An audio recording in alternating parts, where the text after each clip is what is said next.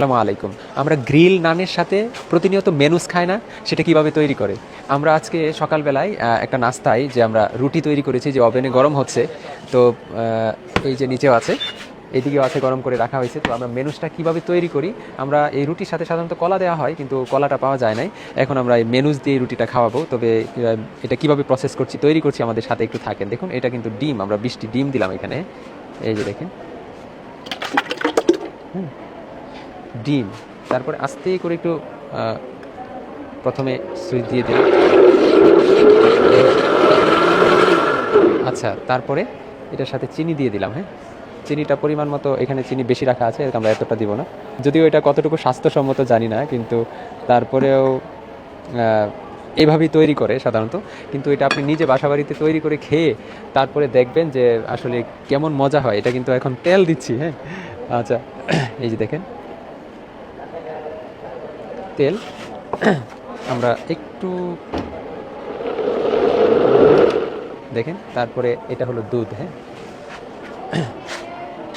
চামিচটা দিবা, চামিচটা কোথায়? একটু দ্রুত দাও,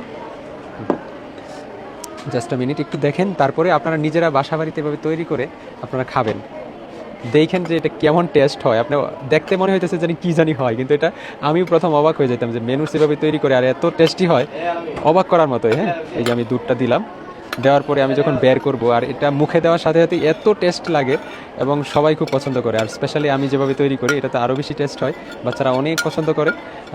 এই যে দেখেন, শেষ, কমপ্লিট। তেল পুরোটাই দিয়ে দিই। হ্যাঁ, দেখি, এখন আমি এটাকে একটু ডার্ক ঘুরে, এই যে দেখেন, দিয়ে দিলাম। দেখো,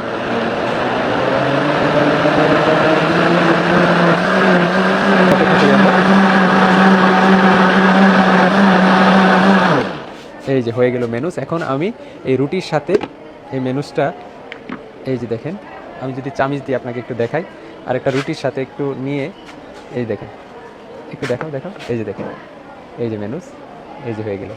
হ্যাঁ, একটু দাও আমার কাছে। এই যে এটা মেনুসটা, এটার সাথে আমরা এখন বাচ্চাদের যে খাওয়াবো, এই মেনুসটা মানে রুটির সাথে একটু লাগিয়ে, এটা কিন্তু ওভেনে রুটি বানানোর পর একটু ঠান্ডা হয়ে গেছে, এখন আবার গরম করে দেওয়া হইতেছে ওভেনে। এই যে দেখেন, এখন যদি আমি এটা মুখে দিই, একটু টিস্যু দিও,